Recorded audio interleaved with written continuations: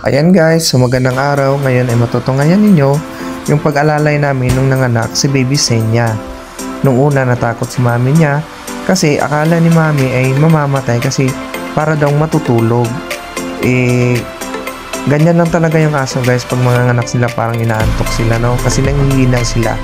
So kailangan lang nila yung alalay natin at comfort, no? Na andyan tayo sa tabi nila. Yan guys, kawawa ang mukha ni baby Senya namin. Yan guys, in-applyan ko ng kunting pampadulas, no? Nilagyan ko ng baby oil. Ayan, hirap na hirap si mami guys kasi ang lalaki ng mga tuta niya. Lakas naman kasi kumain. Yan guys, lumabas na nga yung first baby namin. Yan.